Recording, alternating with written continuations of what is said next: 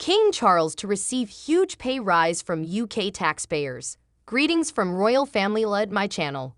According to Treasury information, the royal family's donation is anticipated to rise from £86 million to £125 million in 2025. According to government plans to increase public funding of the monarchy by 45% starting in 2025, King Charles IUI will receive a significant wage increase from the UK taxpayer. An assessment of royal financing that the Treasury released on Thursday included information about the increase, which comes amid a crisis in the cost of living. It was stated that the royal family's grant would rise from £86 million to £125 million. The royal grant, the annual budget for the monarchy, is based on the earnings from the Crown Estate, a collection of government-owned properties. The Treasury substantially manipulated the evaluation of the royal funding agreement to make it appear like the king would be accepting a pay cut so that revenues from the Crown Estate could be used to fund public services instead. In reality, the audit finds that the monarchy is entitled to a significant wage hike, though it won't take effect for another 2 years. Thank you. Please subscribe to my channel. Thank you. Please subscribe to my channel. The sovereign grant for the following year will remain at £86.3 million. The monarchy's annual stipend will rise to £124.8 million in 2025 thanks to an anticipated £38.5 million increase in the king's public budget. It will be £126 million in 2026. The Treasury and Buckingham Palace confirmed that the royal grant was anticipated to rise significantly in the upcoming years when contacted by The Guardian. Lord Turnbull, a former cabinet secretary and the highest-ranking official in Whitehall who participated in discussions about royal financing, charged the Treasury with trying to conceal the monarchy's funding. He said that it was silly to tie royal finances to Crown Estate revenues and that the practice was done to support the notion that the king was covering his own expenses and relieving the tax load. It's common to receive letters from people who say things like, "Isn't it great that the king is so considerate of public opinion that he has waived some of the money he could have had?" It seems bollocks to me. That's exactly what irritates me about it the most. It's intentional. It is an intentional attempt to conceal how the thing operates.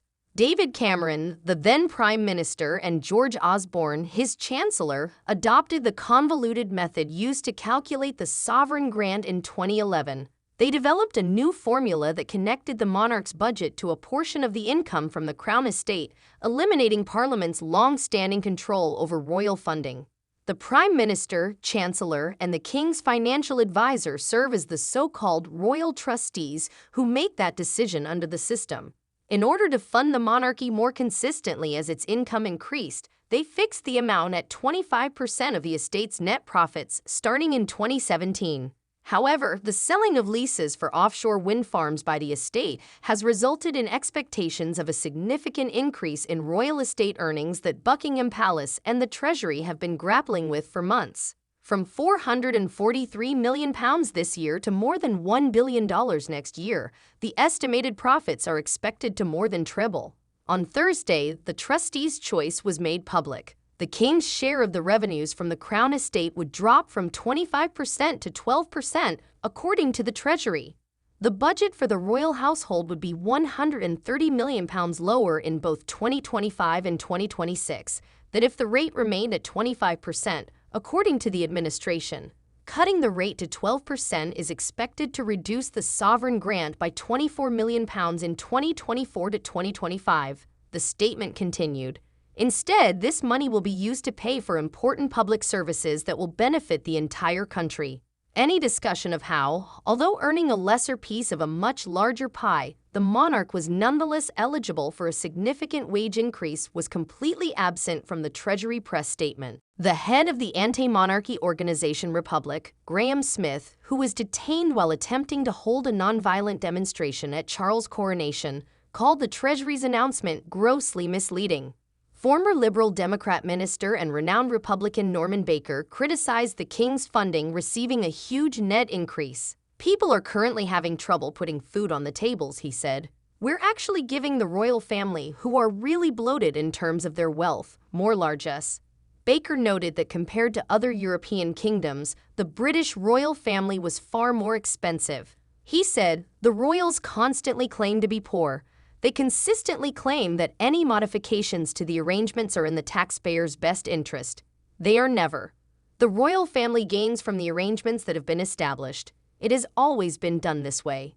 When questioned about whether the king's pay should have increased by this much in the midst of the cost of living crisis, a Buckingham Palace representative noted that the sovereign grant had remained constant at £86 million for a number of years, which she said was a real terms cut when taken into account against inflation. The spokesperson did not contest the £124.8 million sovereign grant starting in 2025. To finish the renovations at Buckingham Palace, she clarified that the increase would only be temporary, only for the financial years of 2025-6 and 202-7. The Royal Palace's modernization has long been cited as a reason for raising the sovereign grant, which was only £31 million when it was originally launched in 2012 to 2013. The Sovereign Grant Act contains a golden ratchet provision that guarantees that no matter how profitable the Crown estate becomes, the King will always receive the same amount of money. According to Justina Crabtree, a Treasury spokesperson, the funding has remained substantially stable since 2020, and this temporary boost supports the remaining Buckingham Palace renovation.